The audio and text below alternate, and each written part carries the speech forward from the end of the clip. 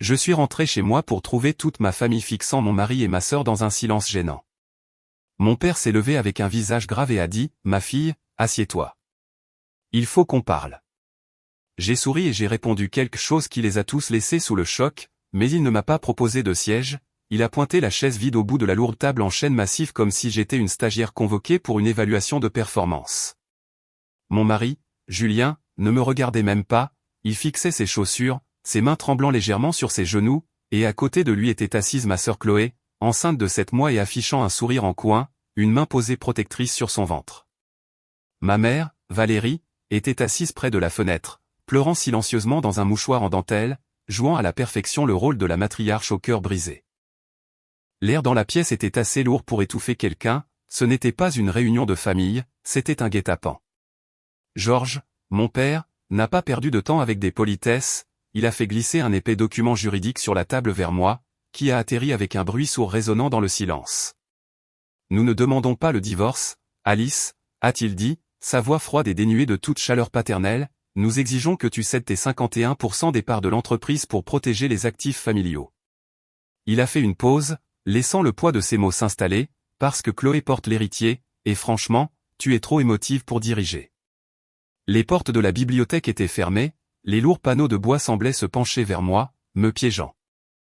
J'ai regardé le document, puis les visages des gens qui étaient censés m'aimer, ce n'était pas une famille, c'était un conseil d'administration exécutant une OPA hostile.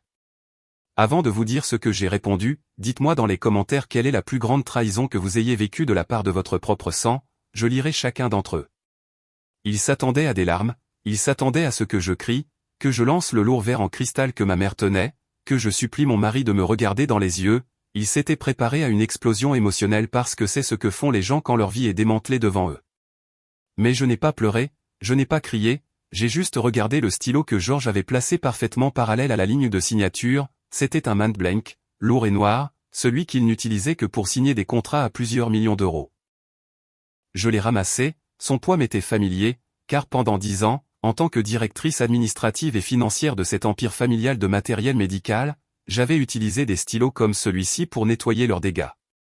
J'ai regardé Julien, mon mari depuis 7 ans, l'homme qui avait juré de me protéger, maintenant recroquevillé à côté de ma sœur enceinte, il ne voulait pas croiser mon regard, il étudiait les motifs du tapis persan comme si sa vie en dépendait. J'ai été faible ces derniers temps, n'est-ce pas, ai-je dit, ma voix à peine au-dessus d'un murmure. Georges s'est adossé à sa chaise, une satisfaction suffisante s'installant sur les rides de son visage, il pensait m'avoir brisé. Nous avons tous nos limites, Alice, tu as été soumise à beaucoup de stress, cela affecte ton jugement. Tu as raison, ai-je continué en tournant le stylo entre mes doigts, j'ai été tellement absente ces 6 derniers mois, signant tout ce que vous mettiez devant moi, comme ce chèque pour la nouvelle Porsche Cayenne de Chloé, celle dont elle avait besoin pour la sécurité du bébé. Chloé a souri, lissant sa robe sur son ventre, c'est une voiture familiale, Alice, tu ne comprendrais pas, et les virements pour les voyages d'affaires de Julien au casino de Monaco, ai-je dit en regardant directement mon mari, 40 000 € en un week-end, j'ai signé ça aussi, je n'ai pas posé de questions, je voulais juste maintenir la paix. Tout cela appartient au passé, a dit Georges en tapotant le document avec impatience, signe le transfert, Alice, laisse-nous t'enlever ce fardeau des épaules, va t'installer à Lyon, recommence à zéro, nous nous occuperons de l'entreprise. Je les ai regardés une dernière fois, ma mère la complice, ma sœur le parasite, mon mari le traître et mon père l'architecte de ma ruine. Ils me regardaient et voyaient une femme vaincue, ils ne voyaient pas le requin qu'ils avaient créé. J'ai débouché le stylo, le grattement de la plume contre le papier était le seul son dans la pièce, j'ai signé mon nom avec emphase, large et bouclé, exactement comme Georges l'aimait. J'ai daté, j'ai paraphé les clauses de cession, puis j'ai gardé le stylo et j'ai fait glisser l'épaisse pile de papier vers l'autre côté de la table en acajou. Félicitations, papa, ai-je dit en m'adossant à ma chaise, tu as gagné, tu possèdes maintenant 100% des laboratoires médicaux Henderson, tu possèdes les stocks, les entrepôts et la marque. Georges a saisi les papiers, vérifiant la signature comme s'il s'attendait à ce qu'elle disparaisse, Chloé a poussé un petit cri de joie, Julien a enfin levé les yeux, le soulagement envahissant ses traits faibles. Tu as fait le bon choix, a dit Georges en glissant les documents dans la poche de sa veste, nous prendrons soin de toi, Alice, nous t'enverrons une pension jusqu'à ce que tu te remettes sur pied. J'ai souri alors, ce n'était pas un sourire gentil, c'était le sourire d'une personne regardant un immeuble s'effondrer depuis une distance de sécurité. Tu n'as pas besoin de m'envoyer quoi que ce soit, ai-je dit calmement, et tu devrais peut-être appeler la banque, car avec l'entreprise, tu viens aussi d'acquérir 100% de son passif. Georges a froncé les sourcils, de quoi parles-tu? J'ai déposé le bilan et demandé la liquidation judiciaire de la société au tribunal de commerce à 8h59 ce matin, ai-je dit en regardant ma montre, c'est traité depuis 3 heures, l'entreprise n'est pas un actif, papa, c'est un cadavre. Les lignes de crédit sont gelées, les comptes sont bloqués, et puisque tu viens de revendiquer légalement la pleine propriété, ce sont les créanciers qui vont t'appeler, pas moi. Le silence qui a suivi n'était pas gênant, il était mortel, c'était le bruit de tout l'oxygène aspiré hors de la pièce. Le sourire de Chloé a disparu, le visage de Julien est devenu gris, Georges s'est levé lentement, le sang quittant son visage jusqu'à ce qu'il ressemble à un fantôme. Tu mens, a-t-il chuchoté. Vérifie tes emails, ai-je dit en me levant et en lissant ma jupe, je t'ai transféré la confirmation du greffe du tribunal. Tu voulais la couronne, Georges? Elle est à toi, j'espère qu'elle est lourde.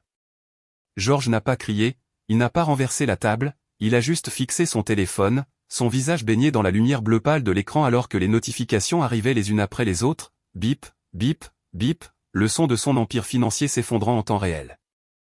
Je l'ai, a-t-il marmonné en balayant l'écran frénétiquement, tous les comptes, le fonds de roulement, la paie, tout est bloqué.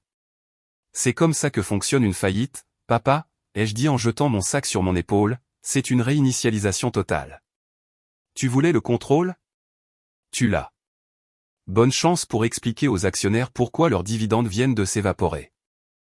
Je me suis tourné pour partir, j'avais fait ce que j'étais venu faire, j'avais craqué l'allumette et maintenant je voulais juste m'éloigner avant que le feu ne consomme l'oxygène de la pièce. J'ai attrapé la lourde poignée en laiton de la porte de la bibliothèque, je l'ai tournée, elle n'a pas bougé, j'ai froncé les sourcils et tourné plus fort, verrouillé.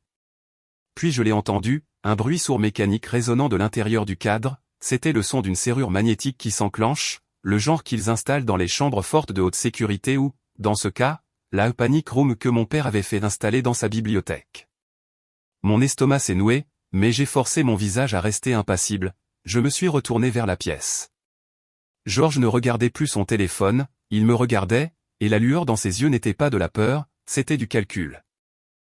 Tu penses que je suis stupide, Alice, a-t-il dit, sa voix baissant d'une octave, tu penses que je n'avais pas de plan de secours pour ta petite rébellion? Déverrouille la porte, Georges, ai-je dit en abandonnant le papa. Tu ne vas pas bien, a-t-il dit en secouant la tête avec une fausse tristesse, c'est la seule explication, n'est-ce pas? Une fille saine d'esprit ne détruirait pas l'héritage de sa famille, une épouse saine d'esprit ne mettrait pas son mari en faillite, tu fais une dépression nerveuse. Il a appuyé sur un bouton de l'interphone sur la table, faites-les entrer. La porte donnant sur la kitchenette attenante, l'entrée de service, s'est ouverte et 2 hommes sont entrés. Ils portaient des blouses bleu marine, mais ce n'étaient pas des infirmiers, ils étaient bâtis comme des rugbymen, le cou épais de muscles, les yeux morts et professionnels, l'un d'eux portait une petite mallette zippée. Qui sont-ils? A couiné Julien, trouvant enfin sa voix. Ce sont des professionnels de santé, a menti Georges avec aisance, ils sont là pour aider Alice, elle est clairement un danger pour elle-même et pour les autres. Regarde-la, elle est en pleine manie, irrationnelle. Il s'est tourné vers moi et le masque est tombé complètement, j'ai le docteur Iris en numérotation rapide, il est prêt à signer une hospitalisation d'office de 72 heures pour une crise psychotique sévère induite par, disons, le chagrin de ton infertilité. C'est une tragédie, vraiment. Tu vas me faire enfermer, ai-je demandé, ma voix stable bien que mon cœur martela mes côtes. Pour récupérer l'entreprise, pour obtenir une procuration, a-t-il corrigé, une fois que tu seras déclarée incompétente, je deviens ton tuteur légal, je peux annuler le dépôt de bilan, je peux annuler le divorce, je peux réparer tout ce que tu as cassé. J'ai regardé ma mère, elle tamponnait à nouveau ses yeux, hochant la tête comme si c'était une solution raisonnable à un problème difficile. J'ai regardé Chloé, qui observait avec l'intérêt détaché de quelqu'un regardant une émission de télé-réalité, et à ce moment-là, je les ai parfaitement compris. Ce n'était pas juste de l'avidité, c'était quelque chose de bien plus terrifiant, ils ne se voyaient pas comme des méchants séquestrant une femme dans sa propre maison, ils se voyaient comme les victimes. Dans leur réalité tordue, mon refus de les servir n'était pas de l'autonomie, c'était un dysfonctionnement, pour eux, j'étais un appareil électroménager qui avait cessé de fonctionner, et on ne négocie pas avec un grille-pain cassé, on le répare ou on le force à marcher. Ils avaient normalisé leur cruauté si profondément que me priver de mes droits civiques leur semblait être un acte d'amour. Nous devons sauver Alice d'elle-même, se disait-il, pour qu'elle puisse recommencer à nous sauver. C'est un enlèvement, George, ai-je dit en reculant jusqu'à ce que mes jambes heurtent le bord du lourd bureau. C'est une intervention, a-t-il dit en s'approchant, assieds-toi, Alice, laisse ces gentils messieurs te donner quelque chose pour calmer tes nerfs. À ton réveil, nous aurons les papiers prêts pour ta signature, la vraie signature. Les hommes en blouse se sont avancés, l'un d'eux a ouvert la mallette, j'ai vu le reflet d'une seringue. Ne me touchez pas, ai-je prévenu, ma main glissant dans mon sac à main, pas pour une arme, mais pour la seule chose qui pouvait me sauver. Attrapez-la, George a ordonné. Le premier homme a saisi mon bras gauche, sa prise était professionnelle, assez ferme pour faire des bleus, assez contrôlée pour maîtriser. Le second s'est déplacé vers ma droite, me flanquant comme si j'étais une criminelle violente au lieu d'une cadre supérieure en jupe-crayon. Doucement, madame, a dit celui avec la seringue, sa voix effroyablement calme, juste une petite piqûre pour vous aider à dormir. Alors que la lingette alcoolisée froide touchait ma peau, mon esprit n'est pas allé vers la peur, il est allé vers le grand livre comptable, le bilan invisible que je tenais dans ma tête depuis une décennie. Je me suis souvenu de l'hiver 2019, j'avais 26 ans, nouvellement nommé DAF, travaillant 80 heures par semaine pour sauver l'entreprise d'un contrôle fiscal que mon père avait déclenché avec sa comptabilité créative. Je mangeais des pâtes premier prix au dîner tous les soirs pendant 3 mois parce que je réinjectais tout mon salaire dans le fonds de roulement pour payer les employés, j'ai perdu 7 kilos, j'ai perdu mes cheveux à cause du stress. Au même moment, Chloé postait des photos de sa 3e année sabbatique à Bali, elle séjournait dans un complexe 5 étoiles, buvant du champagne qui coûtait plus cher que mon loyer, tout cela payé par la carte de crédit de l'entreprise que j'essayais désespérément de rembourser. Il riait de ma frugalité, puis il me traitait d'ennuyeuse et d'obsédée, il ne savait pas que pendant qu'il dépensait, je documentais. Chaque bol de nouilles que je mangeais était une ligne dans ma rancune, chaque luxe dont il profitait était un dépôt dans ma banque de rage, et aujourd'hui, je venais encaisser. Julien, ai-je dit, ma voix tranchant l'air stérile de la pièce. L'homme tenant mon bras gauche a resserré sa prise, mais je n'ai pas tressailli. Regarde-moi. Mon mari, le père de l'enfant à naître de ma sœur, a enfin levé la tête, ses yeux étaient humides de larmes lâches. Je savais pour le bébé il y a 3 mois, ai-je dit. Chloé a halté, sa main volant à sa bouche. Georges s'est figé, sa main planant au-dessus de l'interphone. Je savais pour la liaison il y a 6 mois, ai-je continué en fixant l'homme que j'avais juré d'aimer, j'ai vu les frais d'hôtel sur l'American Express, les honoraires de conseil que tu as versés à la société écran de Chloé, j'ai vu les boucles d'oreilles en diamant que tu lui as achetées pour la Saint-Valentin, celles qu'elle porte en ce moment même. Julien est devenu blanc, Alice, Je n'ai rien dit, les jeux interrompus, ma voix tombant dans un froid mortel, je n'ai pas crié, je ne t'ai pas confronté, je t'ai laissé faire, je t'ai laissé voler, je t'ai laissé creuser le trou de plus en plus profond chaque jour. Pourquoi, a chuchoté Chloé, me regardant comme si j'étais le monstre. Parce que le petit larcin te fait virer, ai-je dit, mais l'abus de confiance, le détournement de fonds à grande échelle, ça t'envoie en prison. J'ai regardé mon père, tu m'appelais l'intelligente quand tu avais besoin d'une niche fiscale, papa, mais tu appelais Chloé la joie de la famille. Tu pensais que mon silence était de la soumission, tu pensais que ma loyauté était infinie. J'ai tiré sur mon bras, pas assez pour me libérer, mais assez pour faire trébucher l'infirmier. Je ne suis pas resté ces 6 derniers mois parce que j'étais faible, ai-je grondé, le masque de la fille modèle se brisant complètement, je ne suis pas resté parce que je vous aimais, je suis resté pour avoir les reçus, je suis resté pour m'assurer que lorsque je brûlerais enfin cette maison, vous seriez tous enfermés à l'intérieur. Attendez, ai-je dit, ce n'était pas une supplique, c'était un ordre. Je suis devenu complètement molle dans la prise de l'infirmier, le manque soudain de résistance les a déstabilisés, ils ont desserré leur prise juste assez, s'attendant à une reddition, l'aiguille planait à quelques centimètres de mon bras, une minuscule perle de liquide clair tremblant à la pointe. Tu retrouves enfin tes esprits, a raillé Georges en tendant la main vers le stylo, signe la procuration, Alice, ne les oblige pas à te piquer. Non, ai-je dit en le fixant dans les yeux, mon cœur martelait, mais ma voix était celle de la DAF, précise, analytique, létale. Je veux juste te poser une question, papa. En tant que PDG de cette entreprise depuis 30 ans, sais-tu ce que signifie le terme juridique « confusion de patrimoine » Georges a cligné des yeux, déstabilisé par mon calme. Ce n'est pas un jeu, ai-je dit, c'est une doctrine juridique. Une SAS protège ses propriétaires seulement si l'entreprise est traitée comme une entité séparée. Une fois que tu utilises l'argent de l'entreprise comme de l'argent personnel, le voile est levé et la protection disparaît. Il a ricané, insistant sur le fait que c'était la raison d'être de la société. J'ai continué, la Porsche de Chloé a été achetée directement depuis le compte d'exploitation, j'ai signé le chèque. La dette de jeu de 40 000 € de Julien a été virée depuis les réserves de l'entreprise, je l'ai autorisée.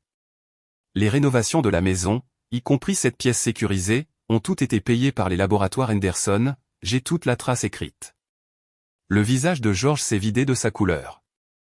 Je n'ai pas signé ces chèques parce que j'étais faible, ai-je dit, je les ai signés pour prouver que l'entreprise est ton alter ego fictif.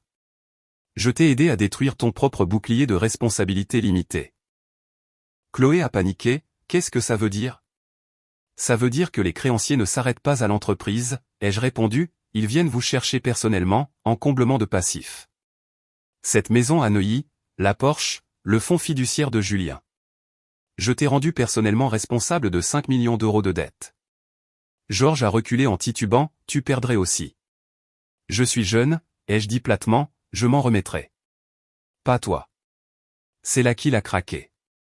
Peu importe ce que dit la loi si tu ne peux pas témoigner, a-t-il sifflé, ordonnant aux hommes en blouse de me mettre sous sédatif.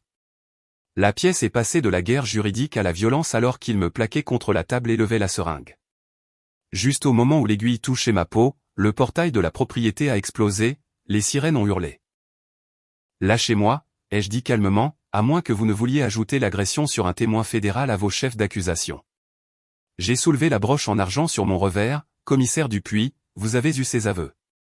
Georges a regardé avec incrédulité. C'est un micro, ai-je dit, tu as avoué le détournement de fonds et ordonné ma sédation forcée sur un flux en direct de la police judiciaire. Les portes ont volé en éclats, les agents de la brigade financière ont inondé la pièce. Ma famille a été démantelée en quelques minutes. 6 mois plus tard, le domaine est saisi, les grilles enchaînées, la pelouse en friche. Georges et Julien attendent leur procès, Chloé vit dans un motel, blâmant toujours tout le monde sauf elle-même. Je travaille dans un petit bureau ensoleillé maintenant, moins d'argent, pas de serrure, pas de peur. J'ai effacé le grand livre hier, tout perdre a été la meilleure affaire que j'ai jamais faite.